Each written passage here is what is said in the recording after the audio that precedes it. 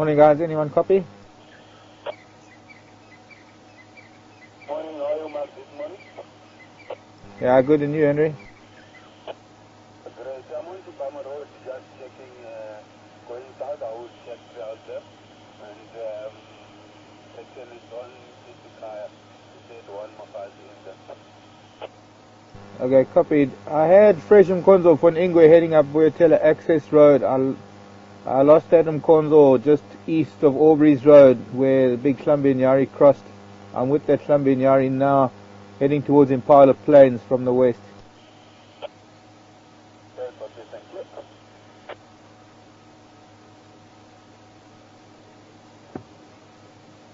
Now let's see if we can find the front of this group and watch them come past us.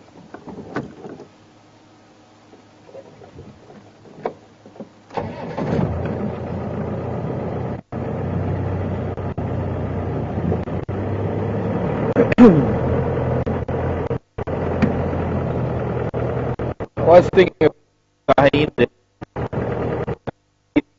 a few days ago.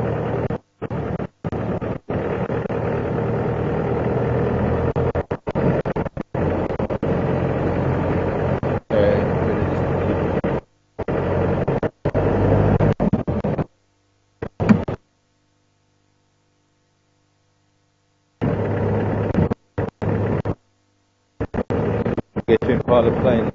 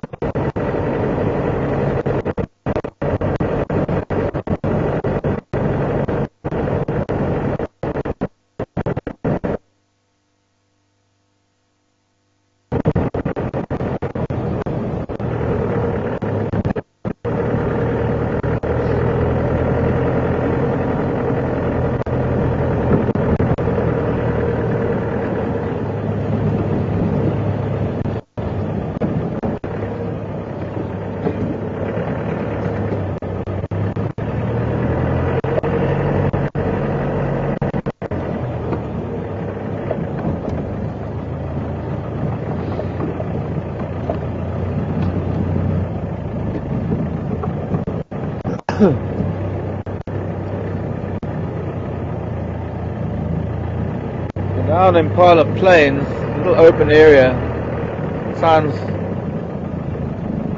the name Impala Plains implies a lot larger and open area than we are on rather. However, it's just a small open patch, and this breeding herd of buffalo are about to come out this way.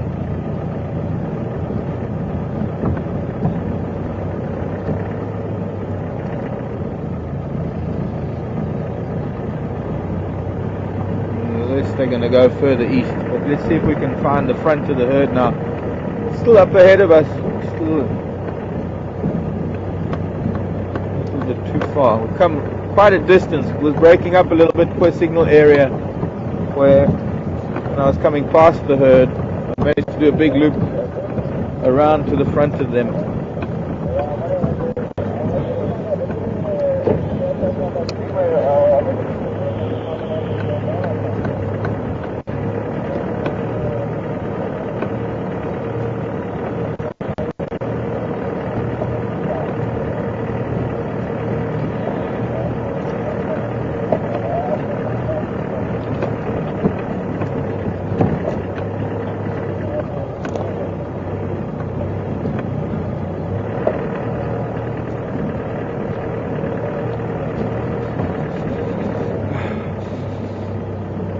smell animal here. It's almost a lion smell. Of course, I don't think there are lions. Strong smell of animal here.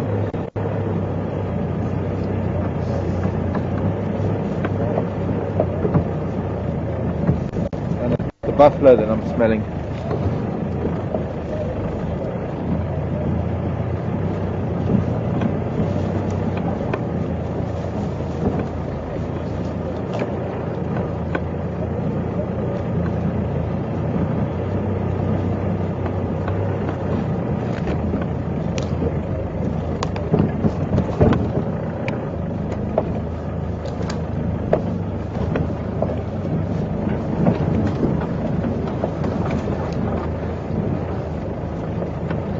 This is the front of this big herd.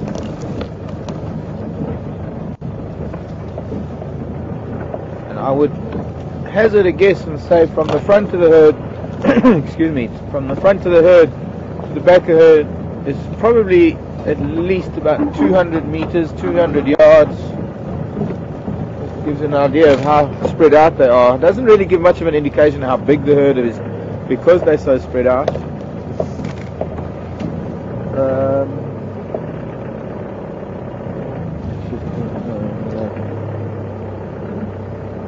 Down to this marula tree, probably the best, probably about the most central point of the herd.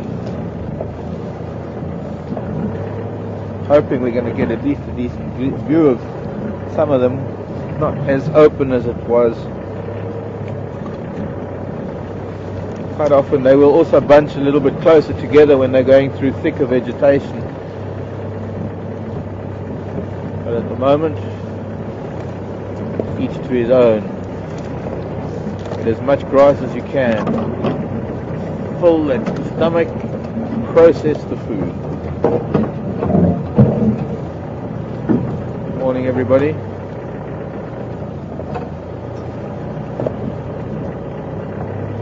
We need to find a nice little spot, at least some interesting behavior. So what I'm going to do is just stop here for now.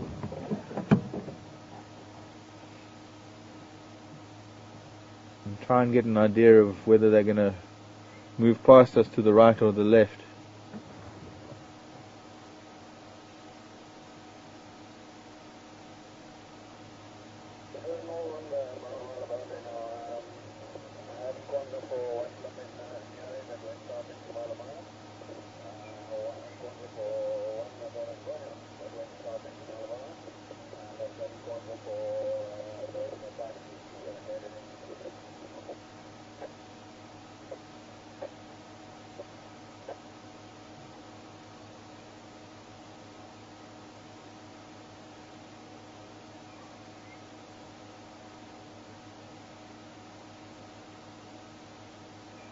He stands poised, waiting to see what I'm going to do next.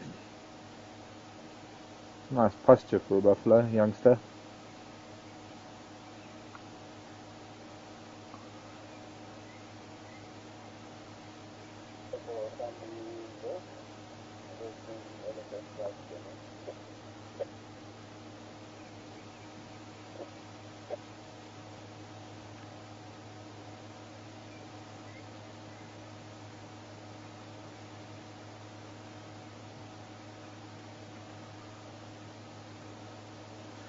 Kind of habitat needs the likes of a very large herd of buffalo like this to move through the area regularly at this time of the year. Obviously, being very dry, they do need to consume a lot more grass than if it was wet and green.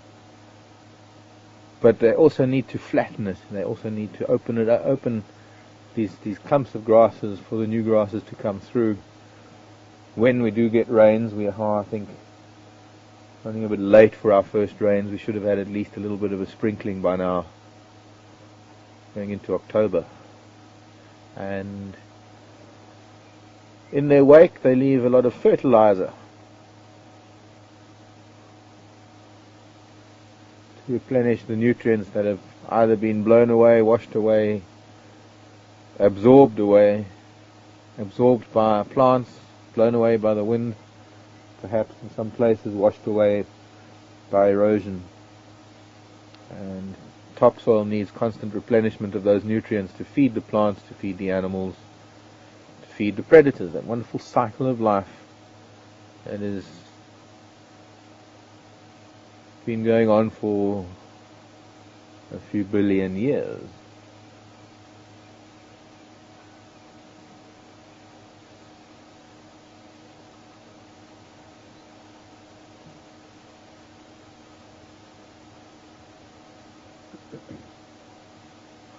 Maybe let's move forward now that they've gone back to grazing, most of them, and are ignoring us.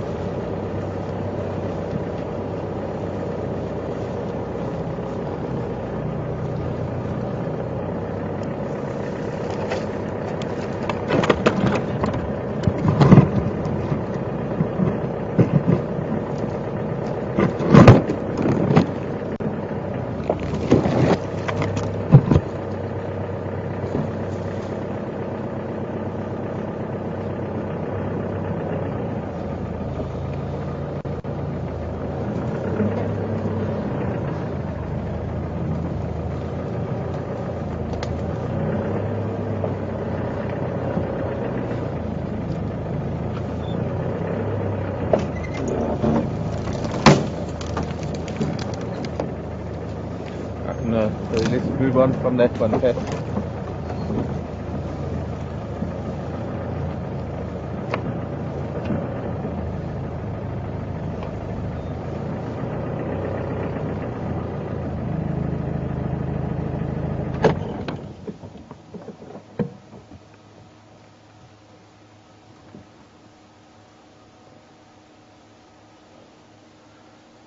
I don't know if we can get this. Maybe the sun is still a little bit too low, but we have this termite mound here in the picture, and there are somewhat different grasses that grow around the termite mounds, and often one will find the animals prefer those grasses as opposed to the grasses around the wider radius.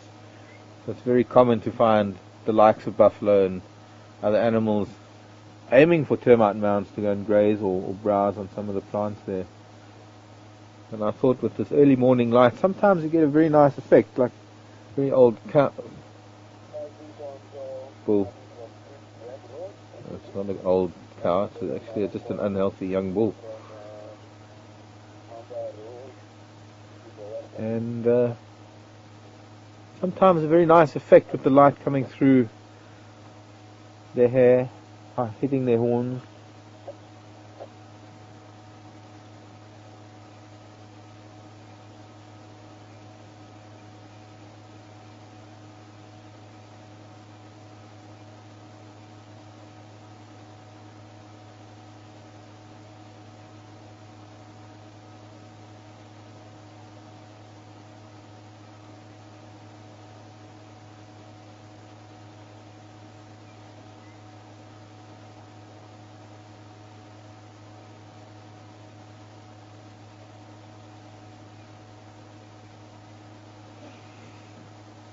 Can't really see much movement. It doesn't look like they're moving, it looks like they're all standing still, but when you look at them collectively, they actually still seem to be slowly moving to the south, which is sort of across us.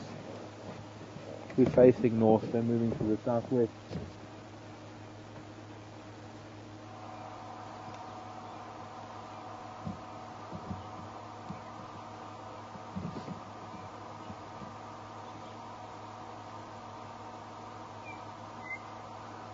And surprisingly silent, but that's because they are all pretty much all grazing.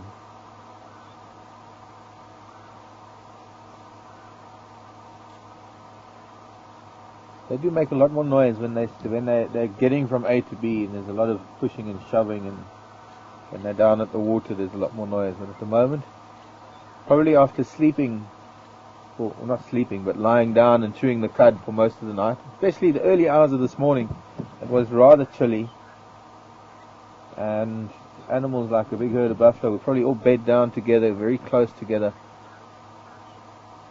accumulate body warmth.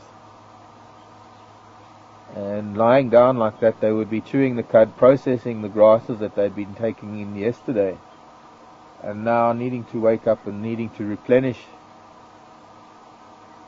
the first chamber or two with fresh material to be processed.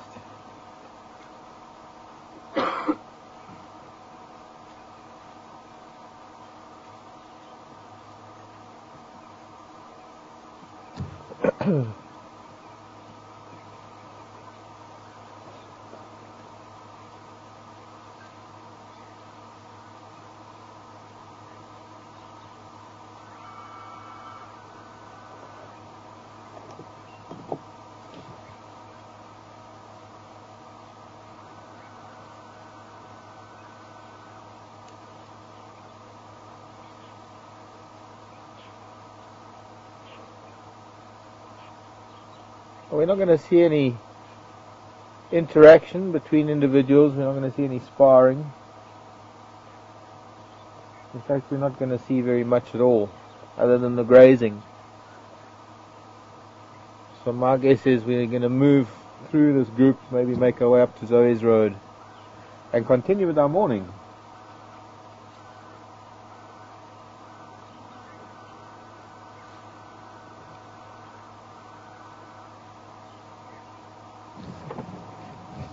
See if we can come out on Zoe. Oh, it's quite far to Zoe's Road. We might have to go back towards Impala Plains. Let's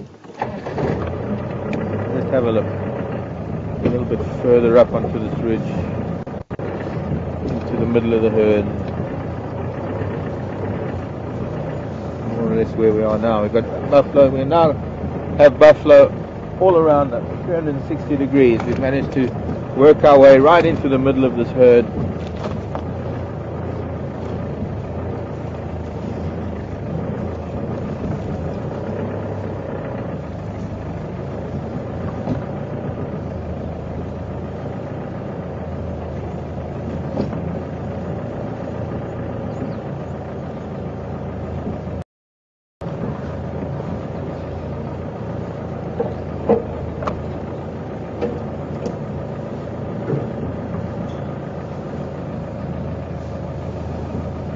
Some of them reacting to our presence from quite a distance away.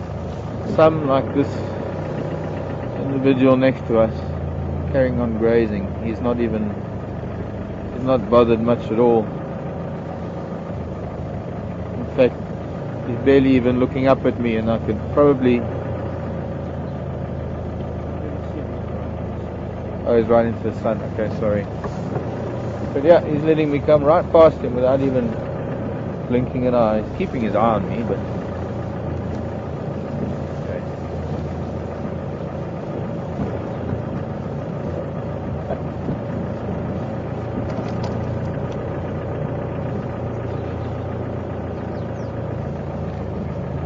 Don't know, but point us away from the sun if we can get some idea by doing a pan of the camera. Get some idea of the expanse of this group, and this is only a fraction of them. Stand by.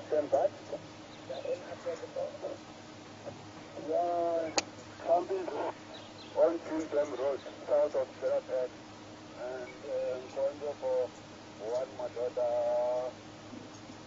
Wala on Mamba Road heading west, and Nkonzo for Mafaji Mamba Queensland Road, Mamba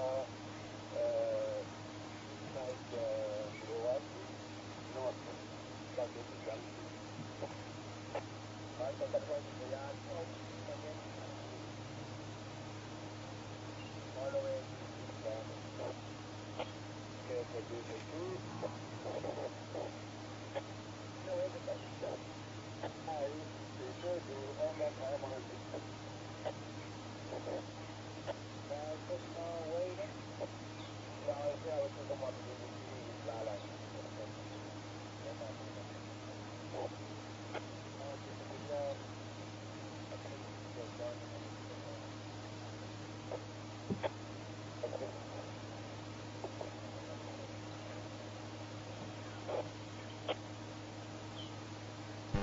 From a sense of security, believe it or not. You know, buffalo have such a reputation right throughout Africa of being a rather dangerous animal.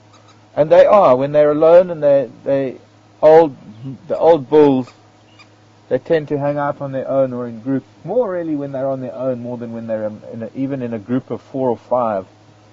It's when you find a lone buffalo bull that it can be dangerous. In a breeding herd situation like this, with youngsters and adults of all ages and different sexes, there's actually a strong feeling of security that I feel personally sitting amongst a big herd like this.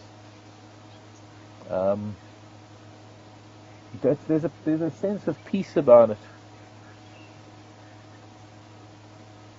Why I mean strong sense of feeling secure is because nothing can. I mean, I know that nothing can get me here. I have this ring of buffalo, and if anything were to come, anything of danger were to come, they would be the early warning system. They would be the ones that would deal with whatever danger it may be.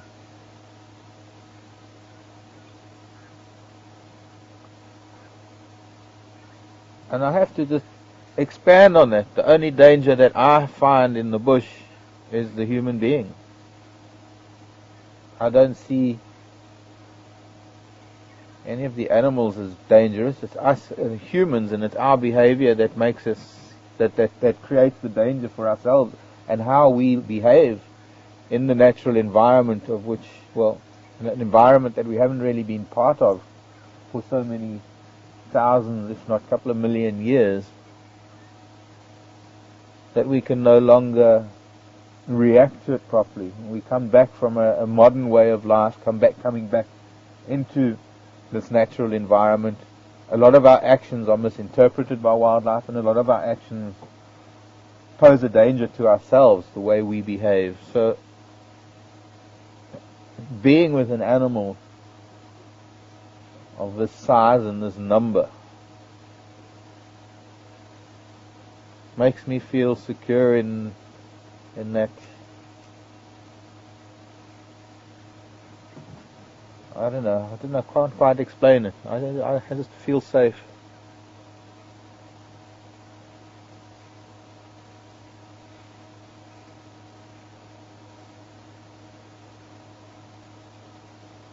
If I had to get out of the vehicle now, I'd probably cause a stampede. They would see a human being, they would run, and they'd probably not be very impressed.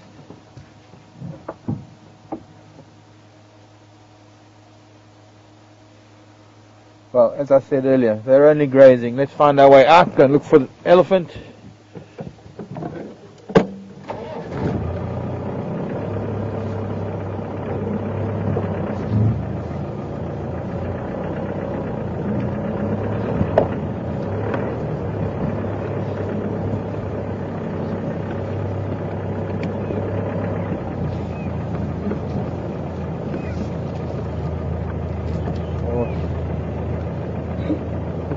Other things.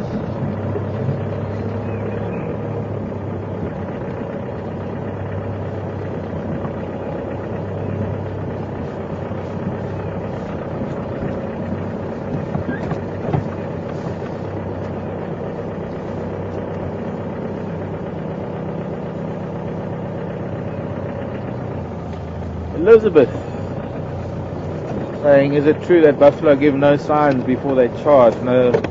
Okay, we just got, this is a young bull that didn't move earlier when I came past, and we'll wait for him to. I'd rather, instead of him pushing him, because this is a pathway, an animal path actually, we've got a nice clear path to get out of here. I don't really want to force him out of the way. But Elizabeth wanted to know if it's true that buffalo don't give much of a warning before they charge. generally, well, under the circumstances, we're not really going to get a charge out of any of them, not to, in my opinion anyway.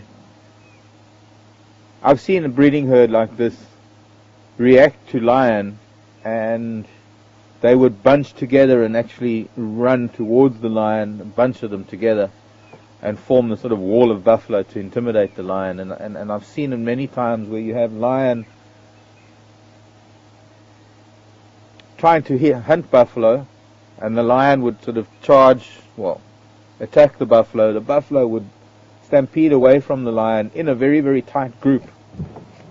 And after some distance, this group of buffalo would stop, and it was almost as though there's this collective decision that, hang on, there are a few hundred of us, and there's only 5 or 6 of them, and the buffalo would turn around, and as a group, as one big wall of buffalo, charge the lion and chase the lion off. And you often get this backward and forward movement of lion and buffalo.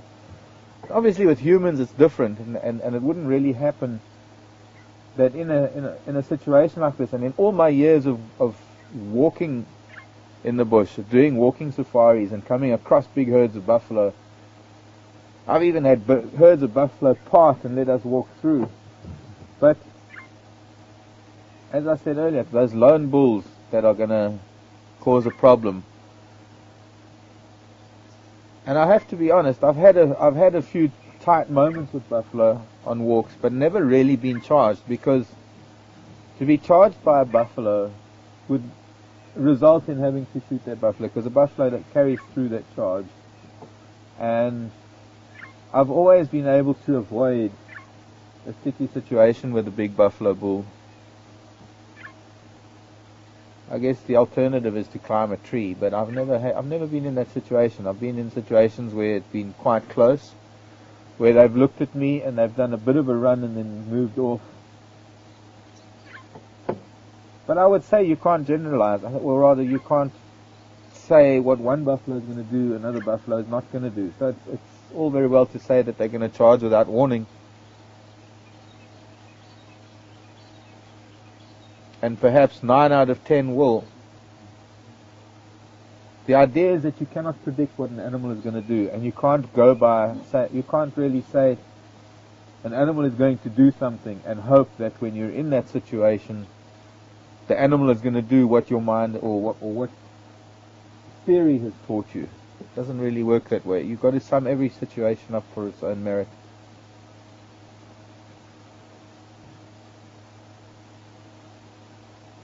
In thick bush, you're not going to get it. I guess in some ways you're correct.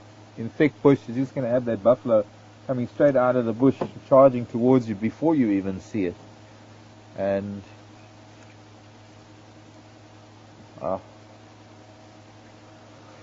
yes, it's true, and to a large extent, I would say. Beautiful herd. Let's move on.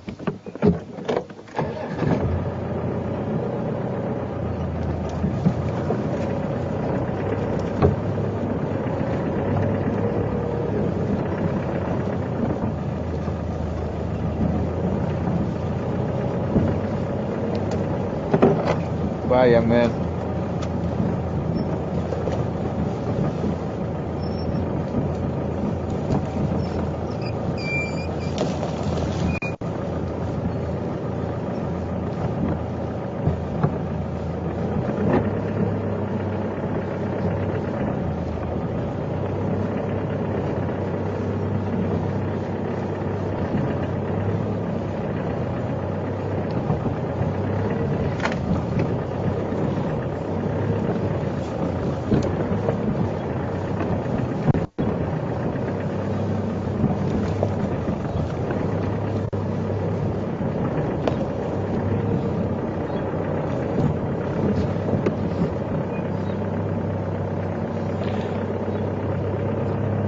Dried plant.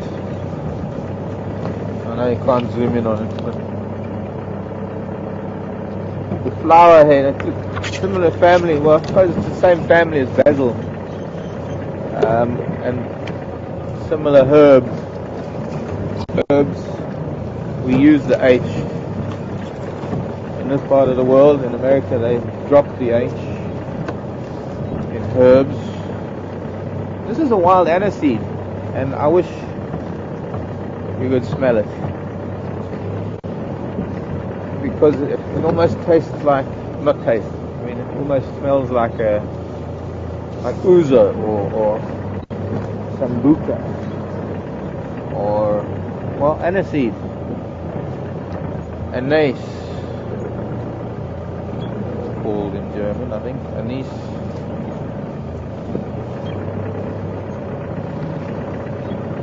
Morning, young man. Hello. Excuse me while I just come past you.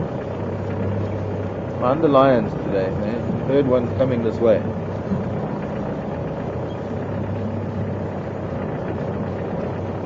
Annual herb called wild aniseed. There's so many different species of that family of herbs, but I don't know the names of all of them. I'm trying to get through far the plains.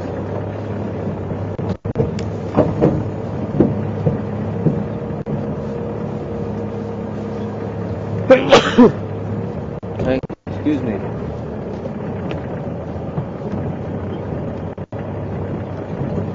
By buffalo.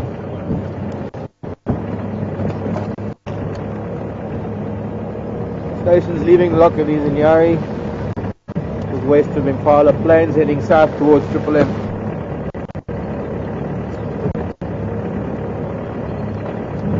Well, west, I suppose, towards Triple M.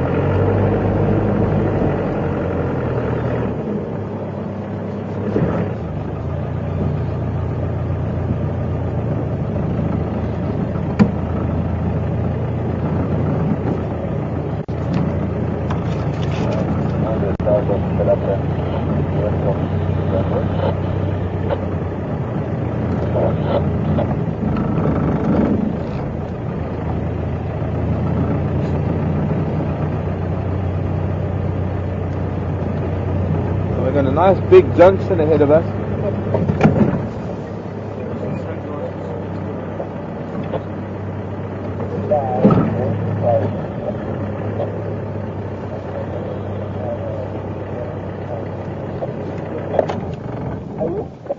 You're gonna get it. I'll get it. It's easier for me. I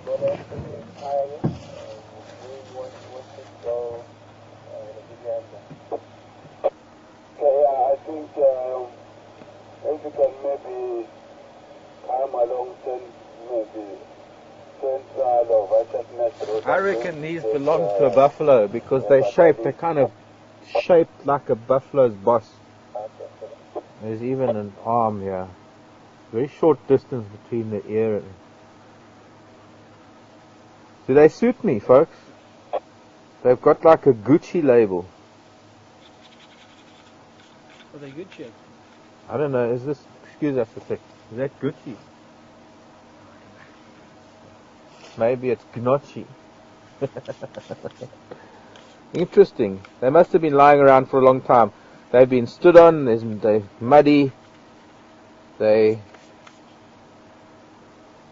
have been broken. This arm was lying next to them. I don't know if the other arm has maybe been pressed into the sand. Interesting. Interesting shape. I guess they're ladies. Strange fruit falling on the ground from a vehicle. Well, they're yours, Herman. Possessions 9/10 to the law. You found them. Right, you can keep them, Marc. You sure? I think we can find out. We can fix another arm to them. We've got one or two other broken pairs of sunglasses. They wrap around. They cover the eyes like make you look like an insect. Insect eyes. Well spotted, young man.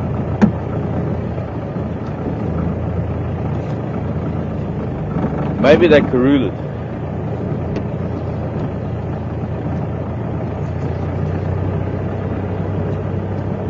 Kind of blend in with the bush.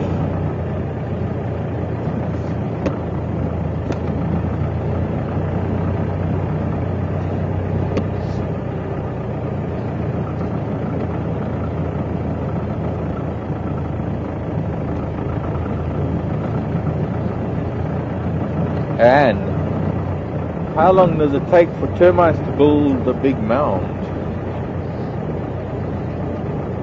A long, long time. And we have one just to our right. I can stop quickly and show you, just point it out to you. That mound, which is probably about 20 feet in diameter, and it's probably about maybe 8 feet high, has probably taken a few hundred years to get to be that size. It is possibly still active. We'll know in summer when the rains come. We'll see which of these are active.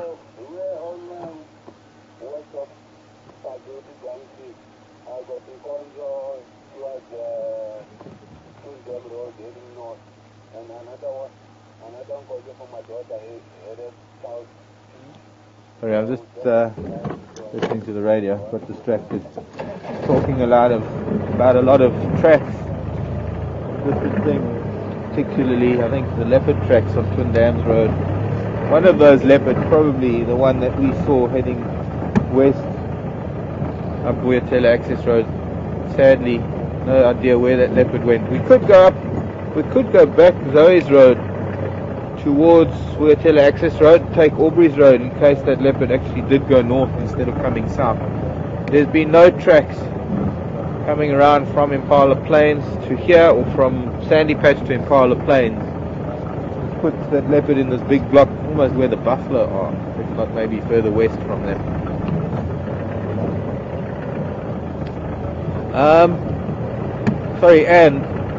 But that is just the one species of termite, and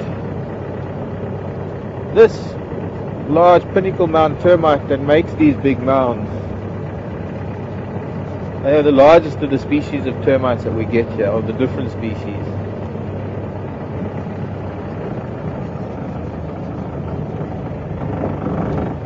And what makes these mounds so big and round is that they'll build up the pinnacles, and in time the pinnacle collapses and gets flattened, and it's built. So it's just a growing mound because of a lot of the pinnacles collapsing and just making them bigger and bigger. Not all termites do build mounds. It is another termite species that builds a very small rounded mound, the black mound termite, that could be quite old, but it doesn't get very much bigger than just about a few feet in diameter.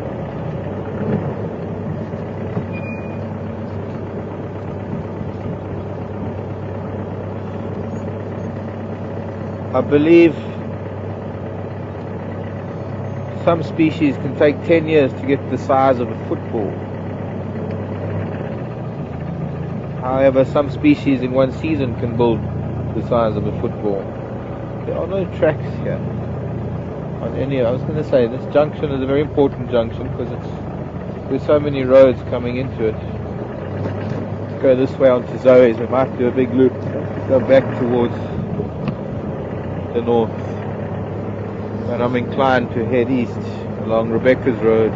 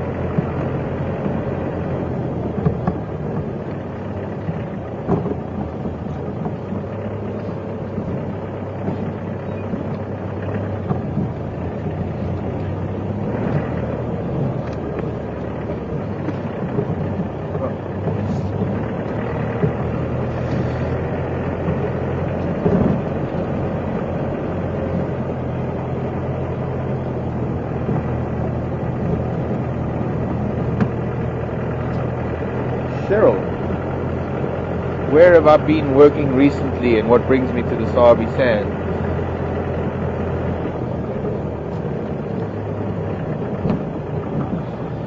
Zebra have been here, and there was a group of zebra that was way in the distance near the old hyena den, but I'm heading along Rebecca's Road. We're going to go back towards Philemon's Dip.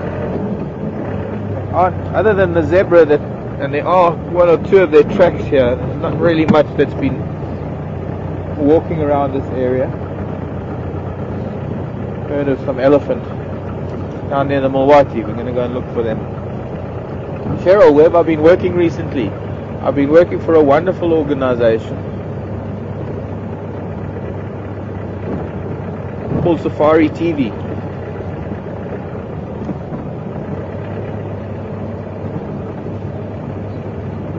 I've been with them for about 20 months, year and a half. And what brings me to the Sabi Sand is, apart from my passion for wildlife and nature, but a love of the area. Have spent a lot of time in the Sabi Sand over the years. In fact, a number of years ago, actually a couple of decades ago, I started guiding in the Sabi Sand. Well, I kind of started guiding at home in the Timbavati, but that wasn't really commercially. That was just taking people around who would come and visit the family area, family property, and I would take them on walks and take them on drives, and I think that's where my knowledge came from.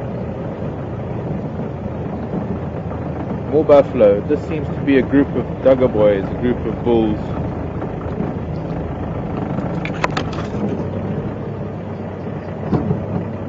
Group of two. That is there are a number of animals all in one place here. This is quite interesting. We've got a bunch of mixed feeders. I don't know if we're going to see them all. First, let's have a look through this little gap on my right. We have some impala and a big waterbuck bull next to a termite mound. We've got another ram, impala ram on the termite mound. So there's a little bit of, this is a bunch of boys from the impala rams to the waterbuck bull, and what looked like three big buffalo bulls.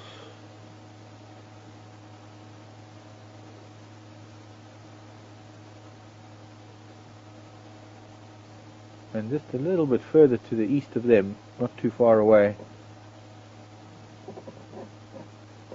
some kudu cows.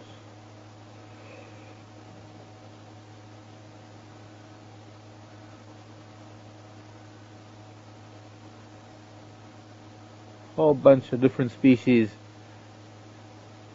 feeding together, benefiting from each other's presence, because some have a different height, so they have different vision or different angle of view of the bush around them to check out for danger. Some of them have better hearing. So much in the way that I was feeling safe around those buffalo, the impala can feel safe being around the buffalo and the waterbuck and the kudu, and so it is for the kudu. They can feel a bit safer knowing that there's big buffalo bulls and other animals around. They can feed in peace a little bit better, knowing that if there was any danger, that there are more eyes and ears and noses, I guess, in some ways, to smell, hear and see the danger. Move a little forward so we can see these kudu cows.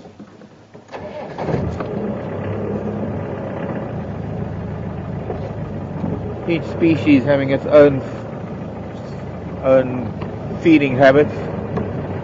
The buffalo feeding on most of the top part of the grasses, the waterbuck feeding on the shorter part of the grasses, the kudu browsing on leaves, impala browsing on a much lower level of browse, and even some of the grasses too, being a mixed feeder.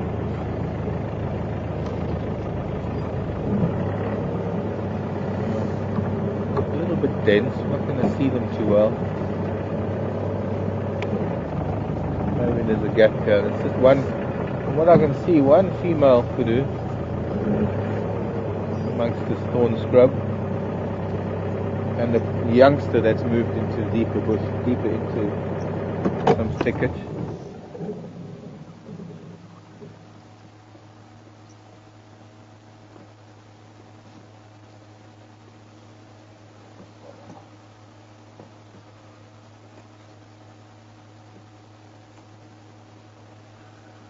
Cheryl asking what brings me to the Sabi Sand. Well, as I was saying, having worked here many years ago and then travelled and worked, not really a word I like to use, but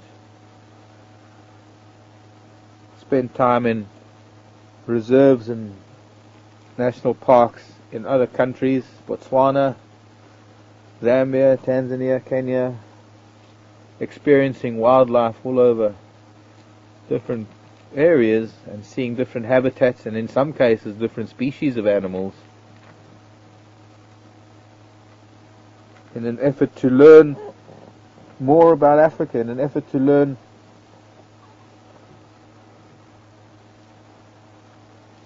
how things work elsewhere. You know, having spent most of my growing up years in the Timbavati, and then my first commercial job being the Sabi Sand,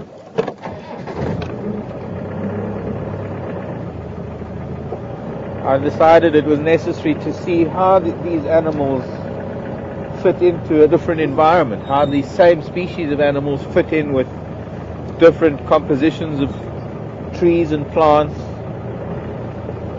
how their numbers vary according to the vegetation, and how the dynamics work with different numbers of predators, different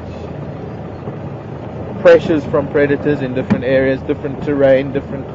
it's just been a wonderful ride, I guess, in a way, in my life. And then using all of that knowledge and using all of that experience that I've gained and coming back to the Sabi Sand and seeing it in some ways as I saw it when I first came to the Sabi Sand, but having this different perspective of it all, knowing that the kudu in Tarangire National Park in Tanzania are essentially still the same kudu that we have here, but they're feeding on different things and they have different pressures from competition for the same food, or different pressures from different predators, different levels of predators, more than different predators.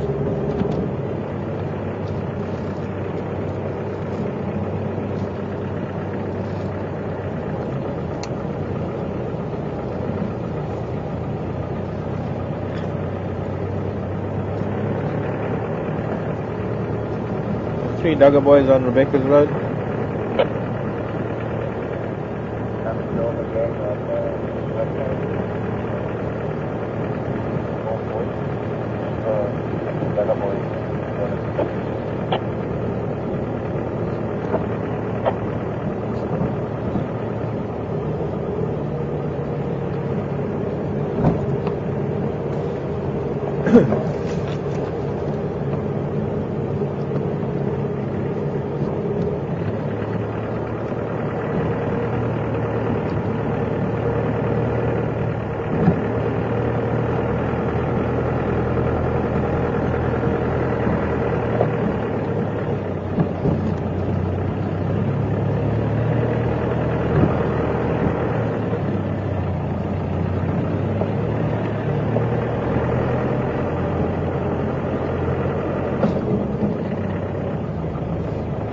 I guess, Cheryl, what I could answer you though is, before coming back to the Sabi Sand, I spent some time in the Cape, in a little nature reserve, and in the same way that I went up to East Africa. Oh wait, there are two vultures. Sorry, Cheryl, I'm just going to digress slightly. Two vultures sitting in a marula tree. Ah, that's interesting.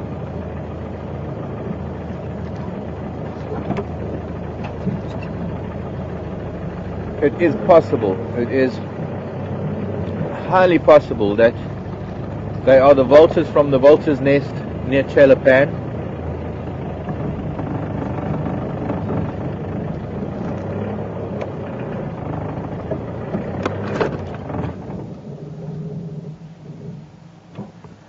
And that possibly they've been flushed. I don't look very comfortable up there.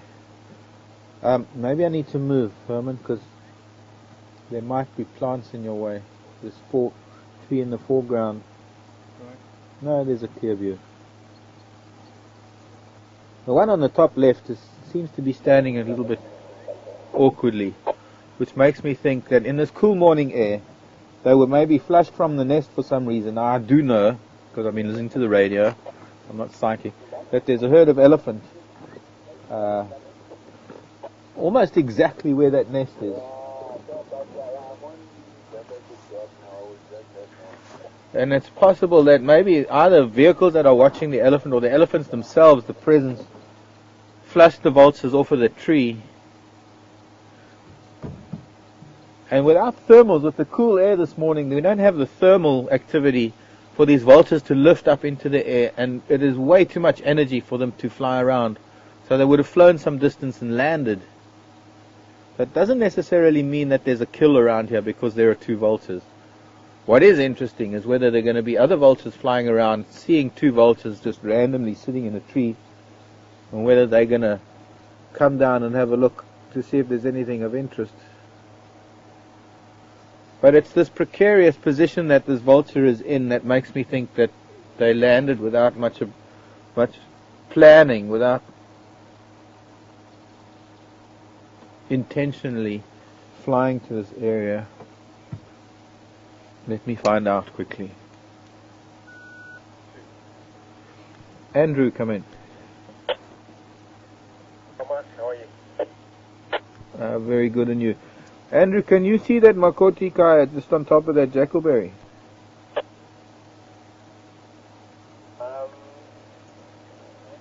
Jackleberry? There's that one jackleberry near Chalapan that's got the vulture's nest.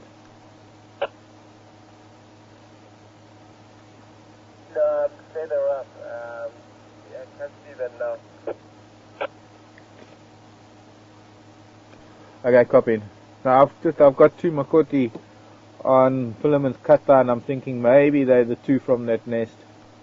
Okay, it might be. Yeah, but there's one nopon there. nest on. It's like a whole drop down the nest. Maybe they want to rebuild again. No, they've got an active nest on top of a jackalberry between Telepan and Vulture's Nest Road, and there is a mumpimpan in that nest already. Okay, that's good. And then you on that place now? Yeah, I think it's just maybe those two that maybe were pushed from the nest because of Ndlov or something. Tell me, where's that Ndlov now? On just between River's Nest and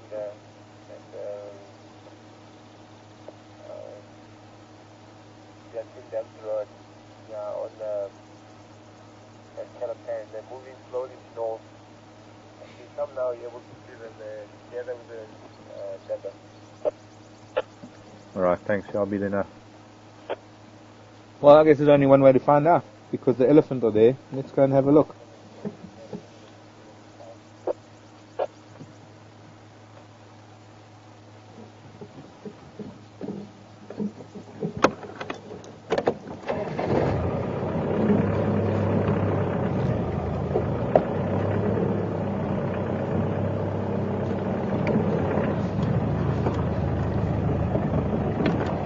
Elephant in the area, and I'm sure we'll get down towards Telepan, we'll be able to see it for ourselves whether the vultures are on